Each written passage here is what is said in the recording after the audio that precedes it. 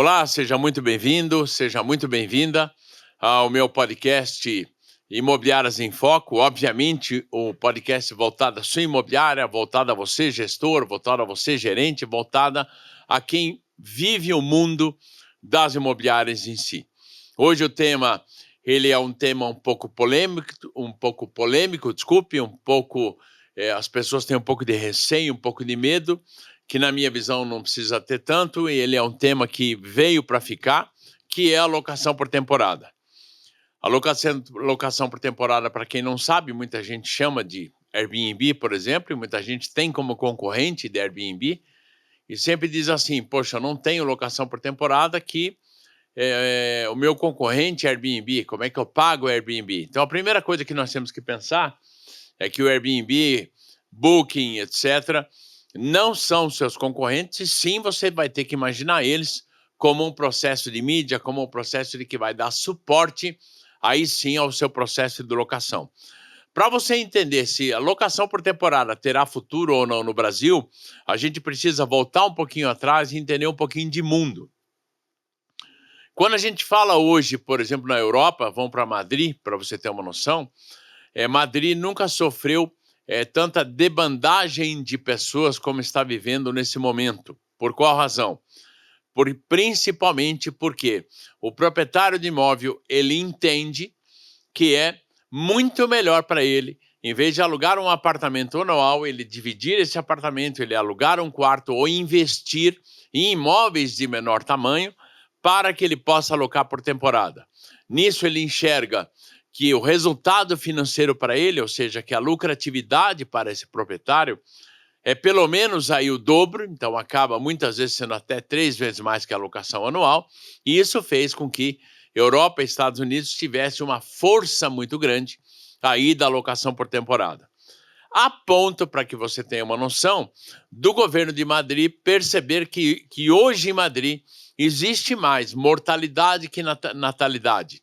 Aí o governo de Madrid, ele acaba criando incentivos para que as pessoas tenham filhos em Madrid, e ele percebe que as pessoas estão indo embora de Madrid, por culpa principalmente da incapacidade do pagamento do aluguel. Isso é muito legal se a gente entender, basicamente, para que você tenha base, porque isso a gente vai falar muito entender esse processo, de quais são as tendências, então, do mercado europeu, do mercado americano e o mercado brasileiro.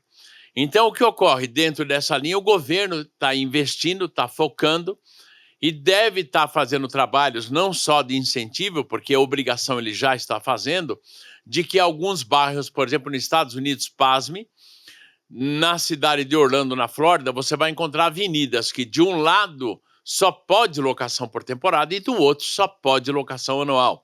Você vai encontrar vários bairros em Miami, vários bairros em Orlando, vários bairros aí na Europa, principalmente Barcelona, Madrid, aonde só pode locação anual. Por culpa do quê? Do governo entender que ele precisa de moradia para o público todo. Já quando nós falamos aí em Brasil, a situação muda um pouco. Qual é a tendência do Brasil?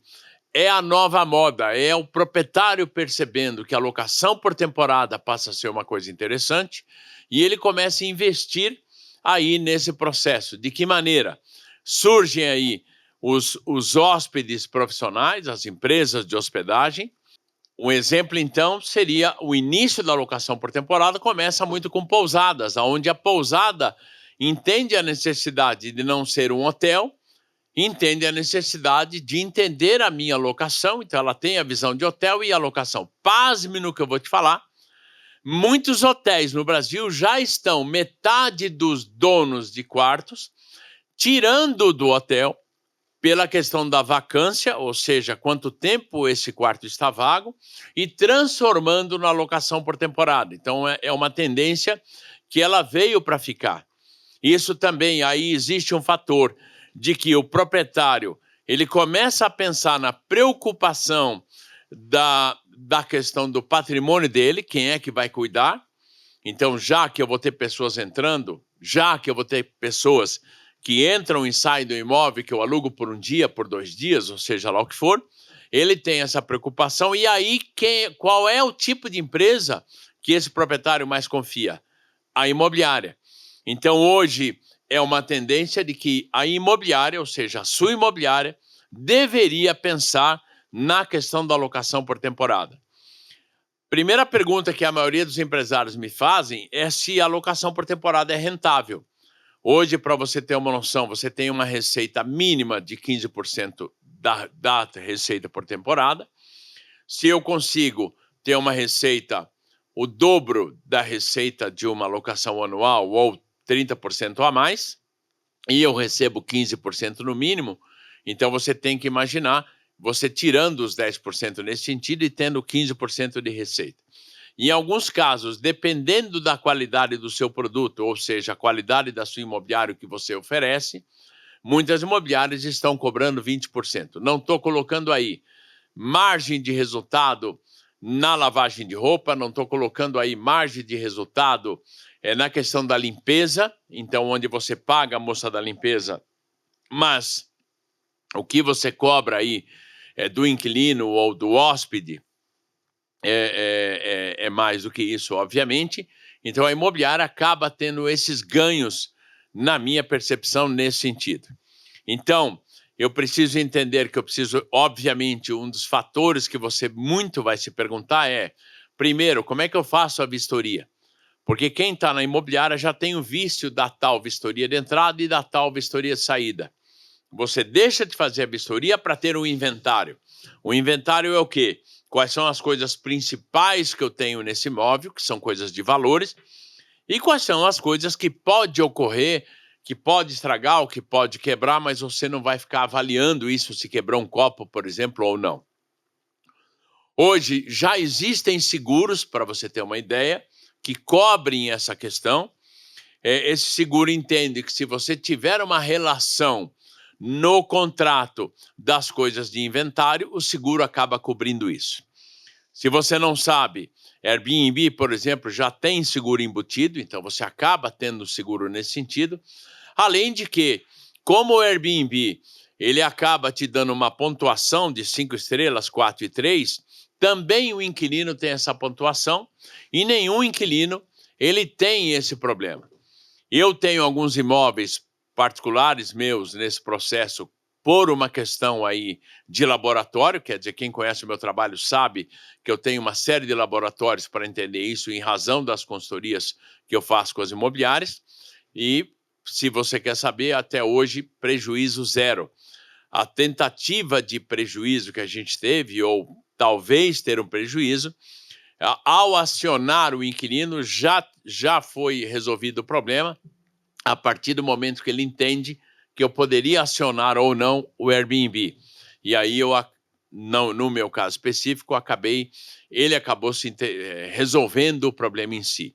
Lógico, você vai ter que tomar cuidado para quem você aluga, e hoje você tem aquela locação que você pode avaliar a pessoa, aprovar ou não, ou a direta. Então, hoje, a segurança ela é muito maior nesse processo.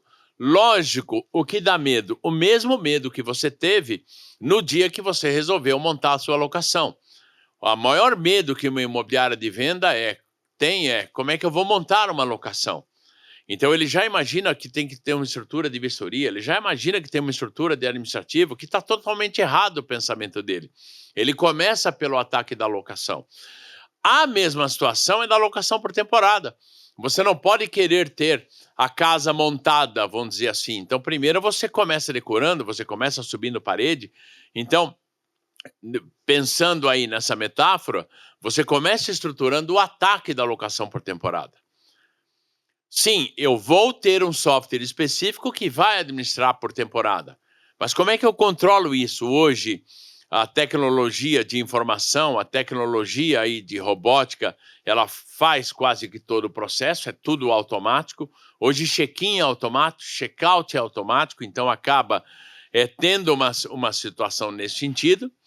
E lógico que você vai ter que imaginar qual é a maneira que você vai ter que conquistar o cliente, ganhar o cliente e manter o cliente, principalmente o proprietário e principalmente o inquilino.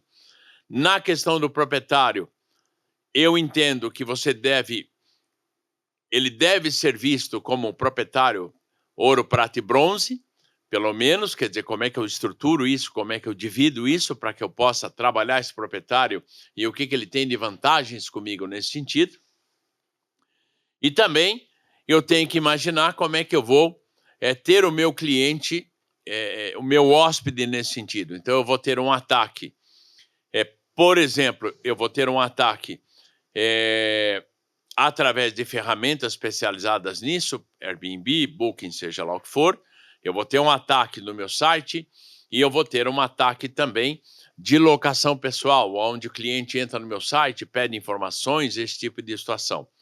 Principalmente, quem trabalha com clientes do exterior, muitos clientes do exterior, nós vamos pegar caso de Argentina, nós vamos pegar caso do Paraguai, estamos falando aí de uma imobiliária no sul do Brasil, por exemplo, muitos argentinos preferem alugar direto ainda com a imobiliária, então eles acabam procurando o site da imobiliária nesse sentido. Deixando já claro, quando a gente fala sobre se a minha locação por temporada ela seria somente para uma área de litoral, você está redondamente enganado. Hoje é dividido esse processo de locação por temporada baseado em turismo. Então, você tem o turismo de negócios, você tem o turismo médico, você tem o turismo cultural. O que é um turismo médico? Você pega uma cidade como Barretos, por exemplo, onde ela tem uma estrutura de hospitais específicos para alguns tratamentos, muitas vezes se vende para esse paciente. Então, o paciente, muitas vezes, vou imaginar que ele vai ter que fazer alguns exames. Por exemplo, ele vai para São Paulo, aí ele vai, no início ele pega um hotel, porque ele vai ficar 1 ou 2 dias, mas se ele vai fazer um tratamento um pouco mais longo, ele já prefere, então, em algum lugar que ele se sinta em casa, e um parente que vai junto com ele, ou 1 ou 2 pessoas, vão estar melhor na questão da casa. O custo é melhor, o custo de fazer minha comida, o custo de fazer meu café da manhã, tudo isso pesa para que esse cliente possa definir. Pasme no que eu vou te falar. Agora existe um fator forte onde o executivo também está procurando isso. O grande problema dele não ter tido muito sucesso ainda, porque o executivo ele é um cara que quer o café da manhã. Como eu viajo muito e geralmente a trabalho, principalmente fora do Brasil, eu procuro estar nisso. Eu tive já em locação por temporada, por exemplo, quando eu fui a trabalho no Chile, aonde que eu percebi? Tinha o café da manhã. Não tinha da maneira que nós conhecemos, onde estaria o café pronto, mas, por exemplo, tinha a cafeteira à disposição, tinha o kit de pó de café, tinha o café solúvel, e na geladeira eu tinha sucos, tinha bolachinha, tinha... Então o cara preparava, a pessoa preparava à noite, quase que uma bandeja, e eu poderia ter isso no outro dia. O pão não estava estragado, se o pão ou não estava duro, por exemplo, se eu tenho problema do pão francês, ele ficar pior mais rápido, o cara vai ter um pão de forma. Só estou te colocando isso para que você entenda de que é possível fazer sim, de que é possível você perceber. Porque você vai ter que dar mimos para esse hóspede, né? Você vai ter que ter uma decoração, você vai ter que pensar no conforto que ele vai ter, você vai ter que pensar na praticidade que ele vai ter. E hoje, quando o cara, por exemplo, só para você entender, quando ele chega no imóvel, o ideal o que eu enxergo é que ele tem o mimo dele, cada vez mais vai ter isso. Isso é indiscutível, o enxoval vai ter que estar lá, lençol, travesseiros, mas quem paga isso é o proprietário quando entra. E o mimo, dependendo do mimo, você pode hoje comprar em atacadistas, vou comprar um refrigerante, vou comprar, sei lá, uma batata tipo... uma chips, vou comprar uma bolachinha, um chocolate, vou criar uma cesta lá, isso não é caro. E é uma maneira, se você for pagar, de você amarrar o proprietário numa exclusividade. Você entende, eu entendo, o mercado imobiliário entende que acabou a exclusividade no Brasil. Então, a locação por temporada, ela vai te trazer de volta a exclusividade, porque como é que eu vou alugar esse imóvel se eu acabei de fechar com o cliente e a outra imobiliária também acabou de fechar? Dependendo da ferramenta, da ferramenta de hospedagem, você vai tomar uma multa. Então o proprietário vai ter que dar exclusividade para alguém ou ele tem um sistema de aviso. Só que não existe um sistema de aviso tão rápido, porque é tudo online. Se você entrar, passar o cartão de crédito no Airbnb, acabou, alugou. Se eu tiver ao mesmo tempo em outra plataforma, no mesmo Airbnb, com outro nome, o mesmo imóvel, vai dar uma dupla ocupação. E aí, o último vai ter problema. Então, significa o seguinte, caramba, eu consigo com isso ter exclusividade com o proprietário. Olha que interessante para quem tem o seu cliente, cidades litorâneas, cidades... Por exemplo, vamos pegar Fortaleza, vamos pegar Salvador, vamos pegar Santa Catarina, vamos pegar Itapema, Balneário Camboriú e daí por diante. Existe uma locação que pouca gente conhece, que é chamada locação para estudante. Essa locação para estudante não é para o estudante, é a terminologia. Então, quando eu comento com alguns empresários sobre a locação para estudante, o pessoal fica bravo. Não, mas eu não quero mais alugar para estudante. Eu não quero me incomodar com isso. Sendo que 90% das imobiliárias que alugam anual, em janeiro explodem de alugar por alugar para estudante. Se um pai entende que o filho vai fazer a faculdade em tal lugar, nenhum pai vai querer atrasar o aluguel porque quer investir no filho. Então já começa pensamento errado nesse sentido. Mas a locação para estudante, ela é voltada para pessoas que vão trabalhar, para pessoas, por exemplo, um professor que vai dar aula. Então aluga um imóvel, por exemplo, de março a novembro, de março a dezembro. Dezembro ele sai.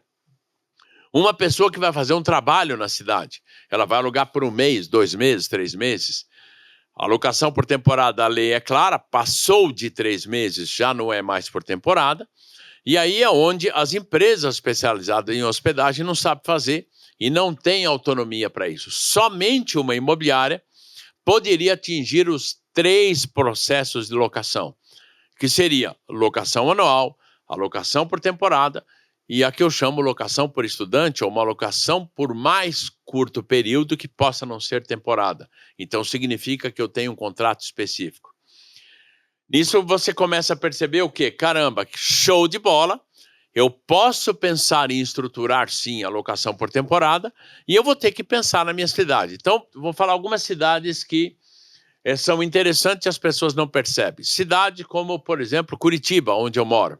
É uma cidade que existe o turismo cultural, onde a pessoa vem para cá para ir no teatro. Por exemplo, existe o Natal curitibano, né?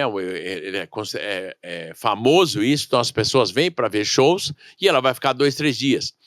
Existe a cultura do teatro, Curitiba tem a Ópera de Arame, que é muito conhecida, então existe o turismo cultural, é muito forte. Então, é uma cidade que cabe a locação por temporada. Segundo, muitas pessoas do interior do Paraná vêm fazer exames, vêm fazer tratamentos em Curitiba. Segundo ponto, turismo médico.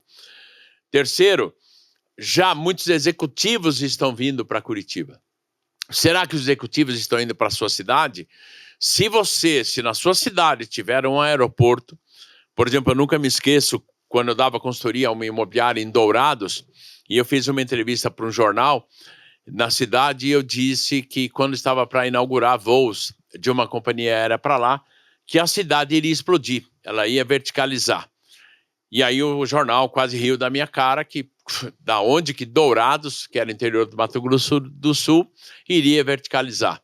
Não deu outra, verticalizou. Mas verticalizou por quê, Rosalvo? Principalmente porque a partir do momento que eu tenho um aeroporto na cidade, representantes, consultores, agências de propaganda, seja lá o que for, elas acabam sendo mais fácil de ir para essa cidade.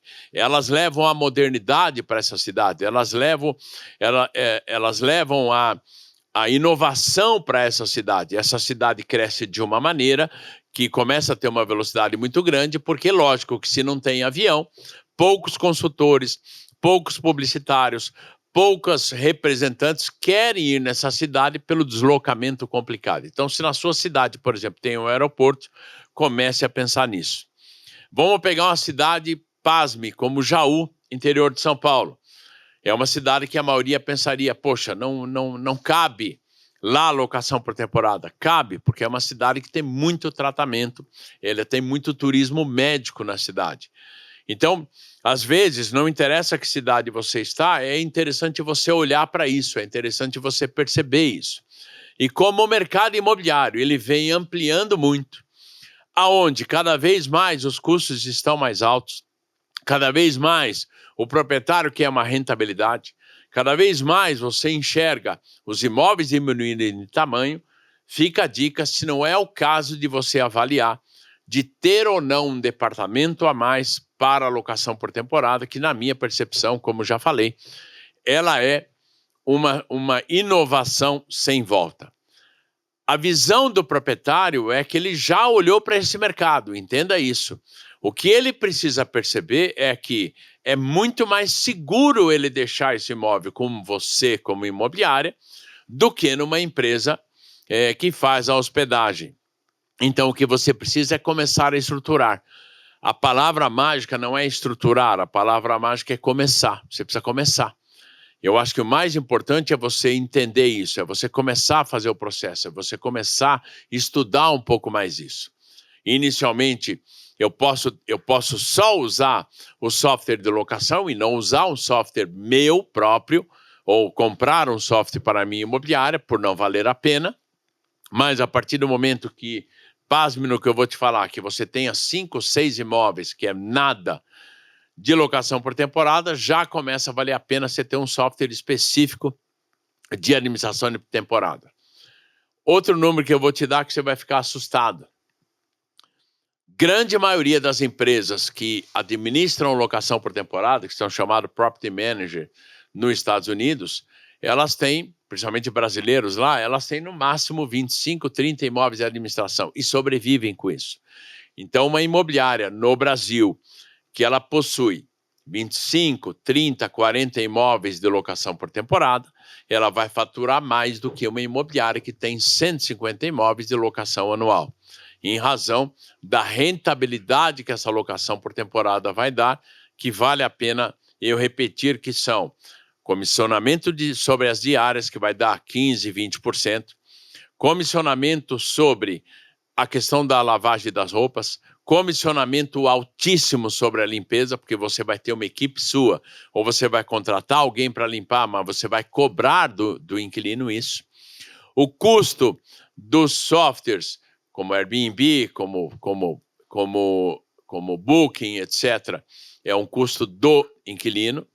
Se você entrar na página da Decolar, hoje você vai ver que ela tem uma área específica para alocação por temporada.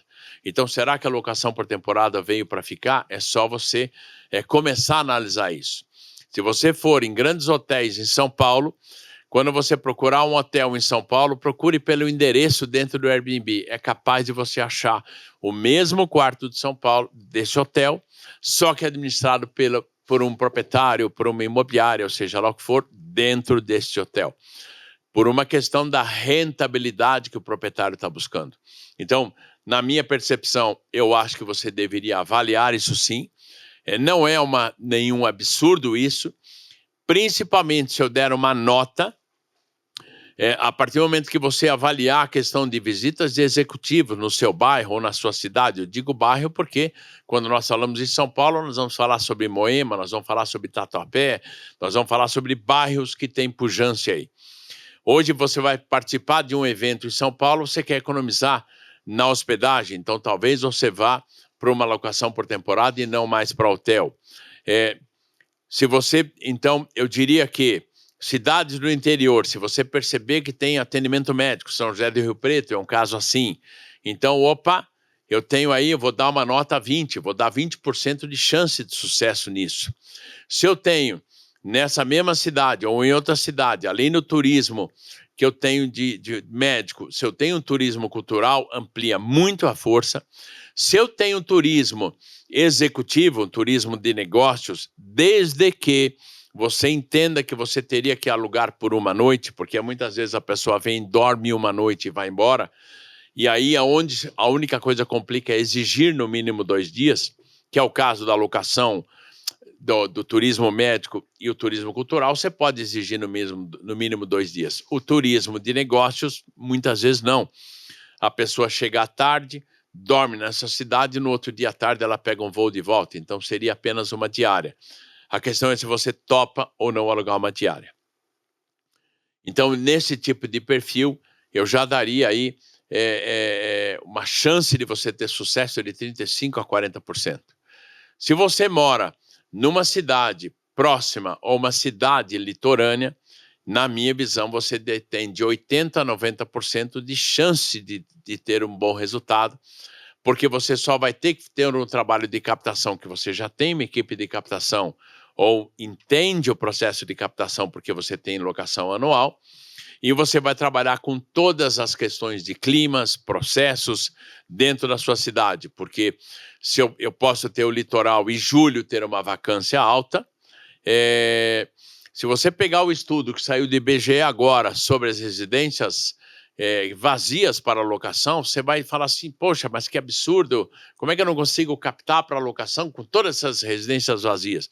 Você vai ver que 80% das maiores cidades que estão com residências vazias para locação são cidades litorâneas, ou seja, locação por temporada. Por isso que está vazio. E você não está mordendo essa fatia, você não está pegando a fatia desse bolo, ou seja, pare para pensar o quanto você está deixando de dinheiro na mesa nesse sentido. Eu quero agradecer aos nossos patrocinadores, a QuintoCred, a Superlógica. Sem o apoio deles, que acreditam muito no mercado imobiliário, a gente não conseguiria fazer esse processo todo como a gente tem. A razão de eu estar muitas vezes falando sozinho com você e não tendo um entrevistado, a pedidos. Já quando a gente começou a gravar, que eu perguntei para clientes, que eu perguntei para cursos que eu faço, o que as pessoas achavam, os assuntos que elas pediam, era muito complicado achar um entrevistador que entendesse disso na visão de uma imobiliária. Aí eu decidi, conversei com muitas imobiliárias e acharam a ideia legal de que eu tivesse parte disso. Então eu só estou hoje fazendo esse podcast, eu e você é o meu convidado especial, em razão da necessidade que as imobiliárias têm. O que eu quero pedir para você é anote o meu Instagram, @RosalvoBarreto, começa a me seguir e ali você pode fazer perguntas sobre o que você gostaria de ver no meu podcast, quem você gostaria de ver sendo entrevistado no meu podcast, quais são as suas dúvidas na sua imobiliária e, obviamente, vamos juntos crescer ainda mais a sua imobiliária. Muito obrigado.